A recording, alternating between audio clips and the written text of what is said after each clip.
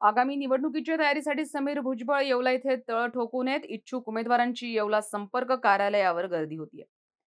आगामी जिल्हा परिषद आणि पंचायत समिती निवडणुकीच्या पार्श्वभूमीवर राष्ट्रवादी काँग्रेस अजित पवार गटाकडून उमेदवारीसाठी हालचाली वेगाने सुरू झाल्यात। माजी खासदार समीर भुजबळ यांनी येवला येथे तळ ठोकला असून ते स्थानिक इच्छुक उमेदवारांच्या मुलाखती घेत आहेत। यावेळी येवला येथील भुजबळ संपर्क कार्यालयावर इच्छुक उमेदवारांची गर्दी पाहायला मिळाली। काय सांगाल आपण उमेदवारांची चाचणी करताय? राष्ट्रवादी काँग्रेस पक्षातर्फे येवला तालुक्यातील 8 जिल्हा परिषद गट आणि 16 पंचायत समितीच्या संदर्भामध्ये आज मुलाखती जी आहे आम्ही घेत आहोत। काही दिवसांपूर्वी नगरपालिकेच्या मुलाखती घेतल्या, त्यानंतर नगरपालिकेची निवडणूक सुद्धा घोषित झाली आणि येणाऱ्या काळामध्ये लवकरच ज्या जिल्हा परिषदेच्या सुद्धा निवडणुका घोषित होण्याची शक्यता आहे। म्हणूनच आज जे आहे आम्ही या तालुक्याच्या संदर्भामध्ये गट वाईज जे आहे मुलाखती घेण्याचं ठरवलं आणि मोठ्या प्रमाणात इच्छुक उमेदवार पंचायत समिती आणि गटाच्या संदर्भामध्ये आलेले आहेत।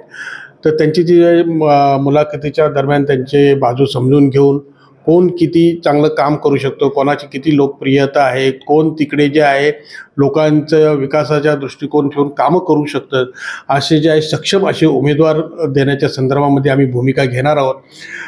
शेवटी जे आहे सर्व उमेदवारांची मुलाखती झाल्यानंतर आदरणीय भुजबळ साहेब जे आहेत या संदर्भामधला कोणाला उमेदवारी द्यायचा त्याचा निर्णय घेतीलच।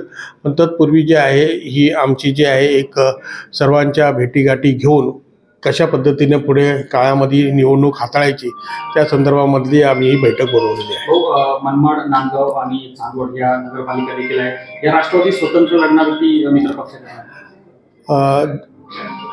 राष्ट्रवादी काँग्रेस पक्षाचे राष्ट्रीय नेते अध्यक्ष अजितदादा असतील आणि तटकरे साहेब यांच्या माध्यमातून ज्या काही दिवसांपूर्वी जे आहे जिल्हावार बैठका झाल्या त्यामध्ये जे आहे अनेक लोकांनी जे आहे प्रश्न विचारले होते की बा आपण युती करायची का स्वतंत्र लढायचं।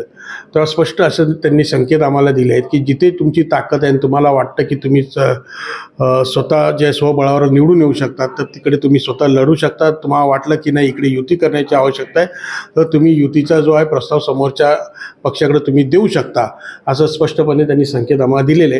आता तरी आमच्याकडे येवल्याला तशी काही परिस्थिती जाणवत नाही आहे, परंतु मुलाखती अंती आणि सर्व ज्येष्ठ नेते जे आहे त्यांच्याशी चर्चा करून पुढील जे आहे दिशा आम्ही संविधान न्यूज येवला।